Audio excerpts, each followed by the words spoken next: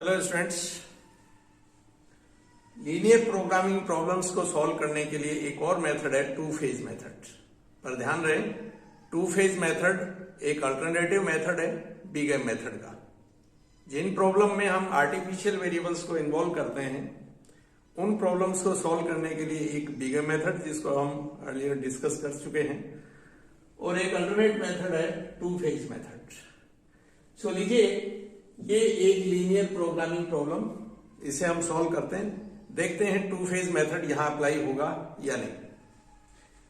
सो सबसे पहले दी गई लीनियर प्रोग्रामिंग प्रॉब्लम को एक स्टैंडर्ड फॉर्म में लिखेंगे, जिसके लिए सभी variables greater than zero sine के साथ, जो कि पहले से ही कंडीशन ग्रेटर देन जीरो की दी हुई है। राइट हैंड साइड पॉजिटिव करेंगे। सेकंड जो कंस्टेंट है -x1 -x2 less than equal to -21, ये राइट हैंड साइड नेगेटिव है। सो इसे पॉजिटिव करने के लिए हम कंप्लीट इनइक्वालिटी के दोनों साइड में, लेफ्ट और राइट हैंड साइड में -1 से मल्टीप्लाई करेंगे। तो ध्यान दें, first constant as it is,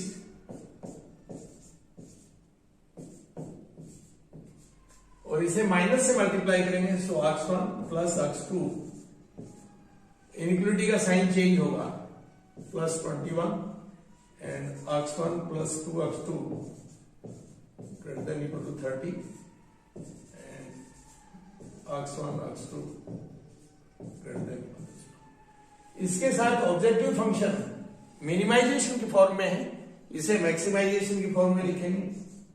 so maximum of -z equal to -4x1 -2x2। z equal to 4x1 plus 2x2 है। स्पष्ट है, z को हम मिनिमम करना चाहेंगे, सो हम -z को मैक्सिमम करेंगे, तो क्लियरली z मिनिमम होगा। सो माइनस से मल्टीप्लाई करेंगे। नेक्स्ट, इनइक्वालिटीज को इक्वेशन की फॉर्म में लिखेंगे।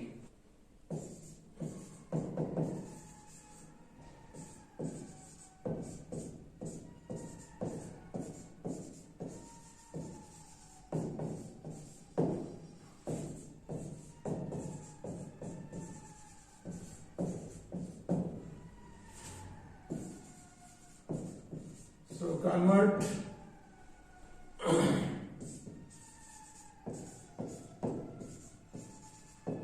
constants into equation।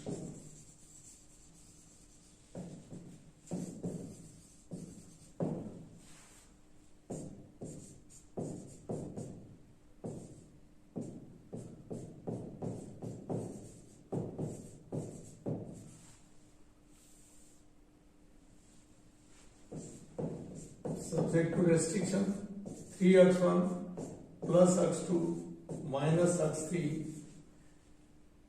x1 plus x2 minus x4 and x1 plus 2x2 minus x5, 27, ये 21 और ये 30। यहां हमने x3 सरप्लस वेरिएबल यूज लिया है, सो x4 और x5 के कोएफिशिएंट 0। यहां हमने x4 यूज में लिया है, सो x3 और x5 के कोएफिशिएंट्स 0 एंड इस तरह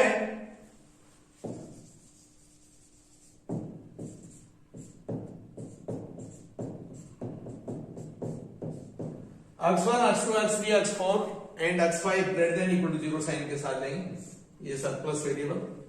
इस तरह हमने इनइक्वालिटीज को इक्वेशन की फॉर्म में चेंज कर लिया है, सरप्लस वेरिएबल x3 x4 और x5 के हेल्प से। ध्यान दें, प्रॉब्लम चेंज नहीं होनी चाहिए, सो ऑब्जेक्टिव फंक्शन जस्ट मॉडिफाई कर रहे हैं, इनके कोएफिशिएंट्स 0 लेंगे।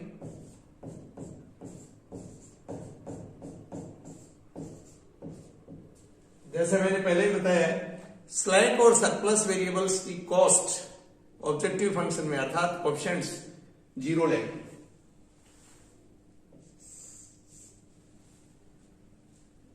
अब प्रॉब्लम में जो वेरिएबल है टोटल 5 और सभी वेरिएबल्स ग्रेटर देन 0 साइन के साथ, right hand side positive, constraints equation की फॉर्म में, ऑब्जेक्टिव फंक्शन मैक्सिमाइजेशन की फॉर्म में।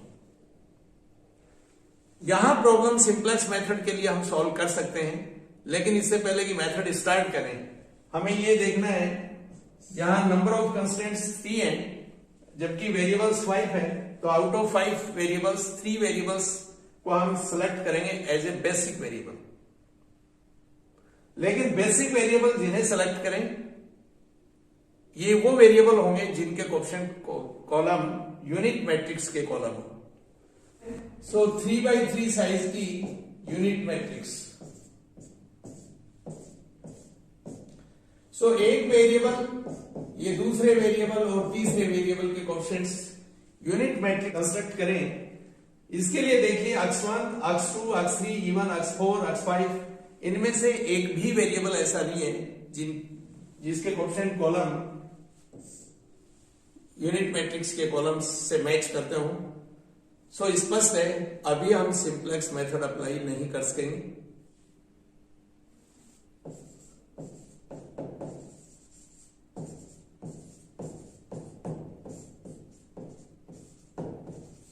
Using artificial variables,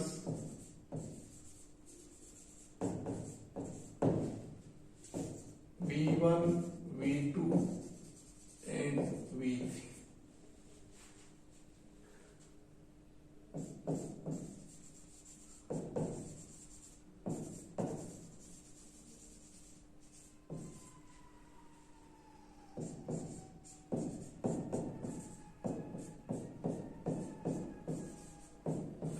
x2 plus 0x3 plus 0x4 plus 0x5 and 3x1 plus x2 minus x3 plus 0x4 plus 0x5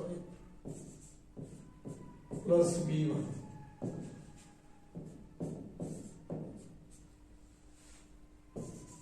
x1 plus x2 plus 0x3 minus x4 plus 0x5 plus 0b1 plus b2 option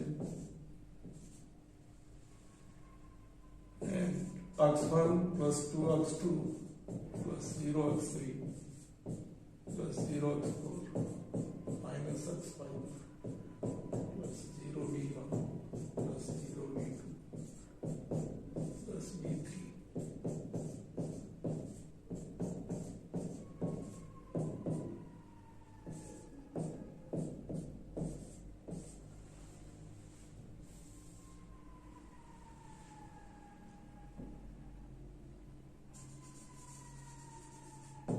where x1, x2, x3, x4, x5, v1, v2, v3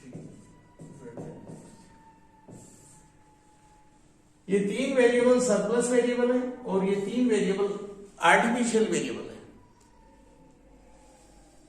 अब हम अगर इस problem को देखें तो constraints 3 है, total variable 8 variable है, x1, x2, x3, x4, x5, v1, v2 and v3। In 8 variables में से 3 वेरिएबल बेसिक वेरिएबल सेलेक्ट करेंगे जिनके कोएफिशिएंट्स कॉलम यूनिट मैट्रिक्स बना रहे हो, और ये वो वेरिएबल है v1 जिसके कोएफिशिएंट कॉलम को देखें 1 0 0, v2 0 1 0 एंड v3 का कोएफिशिएंट कॉलम 0 0 1। इस तरह से सिंपलेक्स मेथड के लिए अब हमें बेसिक वेरिएबल अवेलेबल हो गए। लेकिन चूंकि ये 3 वेरिएबल वो हैं जिन्हें इक्वेशन में कन्वर्ट करने के बाद कंस्ट्रेंट्स में हमने शामिल किया है, इन्वॉल्व किया है, स्पष्ट है इनकी वैल्यू इक्वल टू 0 हो सकती है लेकिन ग्रेटर देन 0 नहीं। ग्रेटर देन 0 वैल्यू को हम एक्सेप्ट नहीं कर सकते, इसलिए अब हमारे पास इन्हें ग्रेटर देन 0 पर जाने से रोकने है। v1, v2, v3 जो आर्टिफिशियल वेरिएबल हैं इनकी वैल्यू ग्रेटर देन 0 ना हो। कंडीशन में हम ग्रेटर देन 0 लेंगे लेकिन ग्रेटर देन 0 ना हो, इक्वल टू 0 हो, कंडीशन सेटिस्फाई हो जाएगी। सो ग्रेटर देन 0 से अर्थात पॉजिटिव लेवल पर जाने से इसको रोकना है। तो अब हमारे पास दो विकल्प हैं, एक है बिग एम मेथड जिसमें हम ऑब्जेक्टिव फंक्शन में इनकी कॉस्ट -m और m एक वेरी लार्ज पॉजिटिव नंबर लेते हुए प्रॉब्लम को बिग एम मेथड से सॉल्व करेंगे, जैसा कि पहले हमने प्रॉब्लम की है उस। सो यहां अगर हम -mv1 -mv2 -mv3 अर्थात आर्टिफिशियल वेरिएबल की कॉस्ट -m ले ली जाए, जहां m लार्ज पॉजिटिव नंबर है, ये कंडीशन, ये एडिशनल जो रेस्ट्रिक्शन हमने डाल दिया ऑब्जेक्टिव फंक्शन में, ये अपने आप v1 v2 v3 को पॉजिटिव होने से रोकेगा।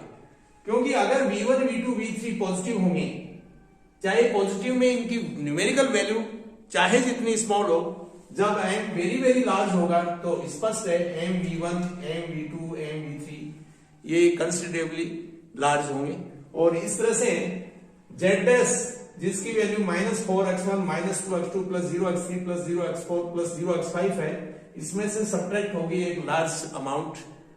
सो क्लियरली z' मैक्सिमम नहीं होगा, अर्थात हमारा एम पूरा नहीं हो पाएगा।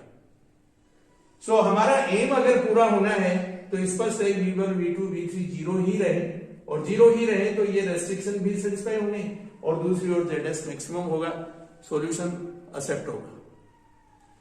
सो एक विकल्प तो ये है जहां से हम बिग एम मेथड से करेंगे, या यूं कहें ऑर्डिनरी सिंप्लेक्स मेथड जो भी है उसे अप्लाई करेंगे। दूसरा विकल्प ये है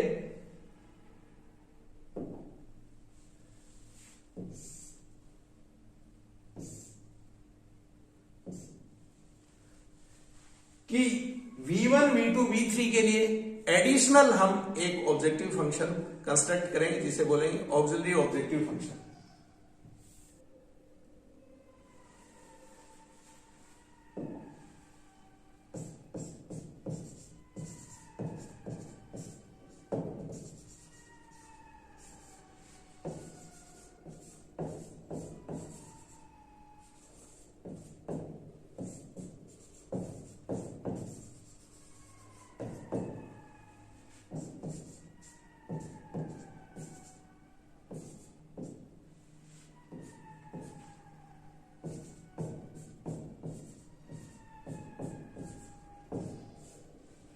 हमने एक और ऑब्जेक्टिव फंक्शन कंस्ट्रक्ट किया z1 equal to v1 plus v2 v3, और साथ में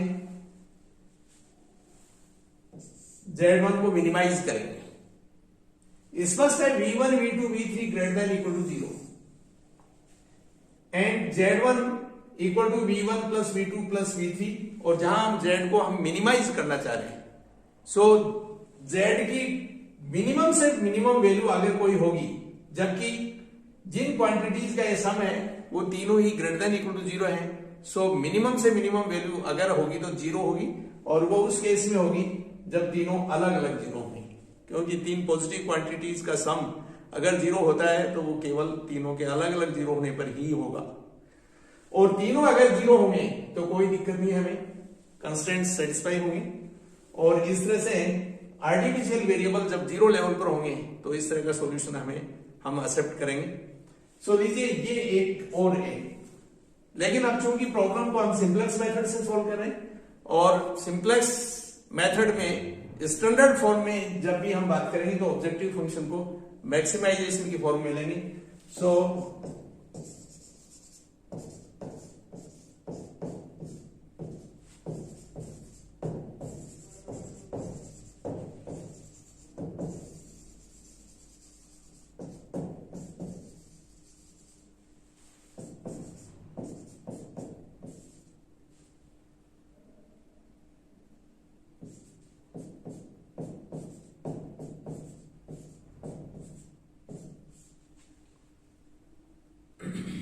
यहां मैं इसे 1 और बाकी इन सबको एक साथ 2 नंबर देता हूं, और इसे 3 नंबर देता हूं। यहां क्लियर कर दें z2 equal two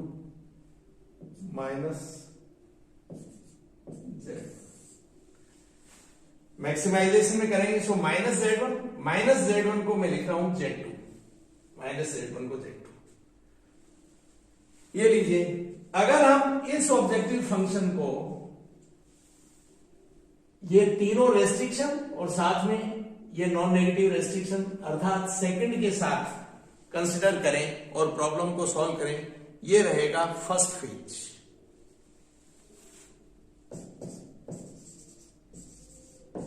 phase first रहेगा, solve second and third. Auxiliary objective function को हम पहले लेंगे और जो भी कंस्टेंट्स हैं वो लेंगे। ध्यान दें, मेन ऑब्जेक्टिव फंक्शन है, इसको हम बाद में लेंगे, क्योंकि जब तक V1, V2, V3 zero level पर नहीं होंगे तब तक प्रॉब्लम का सॉल्यूशन है वो एक्सेप्ट नहीं होगा। हम प्रॉब्लम के लिए कहेंगे कोई सॉल्यूशन एग्जिस्ट नहीं कर रहा है। सो पहले हम auxiliary objective function with all constants जो भी है प्रॉब्लम में, सो इन्हें सॉल्व करेंगे by simplex method.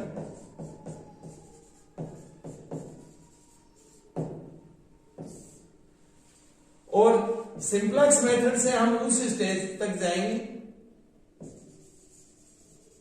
when all zj minus cj greater than equal to 0 हो जाएंगे। ऑप्टिमलिटी कंडीशन जब सेटिस्फाई हो जाए वहां तक हम मेथड को अप्लाई करेंगे और प्रॉब्लम को सॉल्व करेंगे। देन ये होगा एंड ऑफ फर्स्ट फेज। और फर्स्ट फेज के एंड में हम सबसे पहले ये चेक करेंगे कि क्या कोई artificial variable as a basic variable first phase के एंड में एग्जिस्ट करता है। अगर हां तो उसकी वैल्यू देखेंगे, और अगर वैल्यू ग्रेटर देन 0 है किसी भी आर्टिफिशियल वेरिएबल अर्थात V1, V2, V3 first phase के एंड में अगर ग्रेटर देन 0 है तो इस प्रॉब्लम का कोई सॉल्यूशन नहीं होगा, ये होगा end. In case artificial variable as a basic variable मौजूद है लेकिन वैल्यू 0 है, ध्यान दें हम सेकंड फेज में जाएंगे।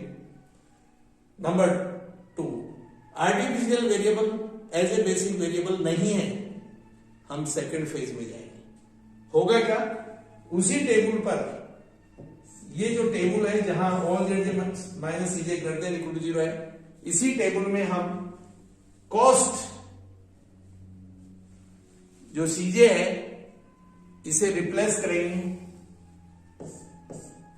मेन ऑब्जेक्टिव फंक्शन से, फर्स्ट से रिप्लेस करेंगे कॉस्ट को। स्पष्ट है, कॉस्ट चेंज होगी तो उसके अकॉर्डिंग जेड जे माइनस सीजे अगेन चेंज होगा। और यहां के बाद में अगेन जब सेकंड फेज में हम एंटर कर रहे हैं वहां से अगेन कैलकुलेशन जो भी ऑर्डिनरी सिंप्लेक्स मेथड है उसके अकॉर्डिंग कैलकुलेशन करेंगे।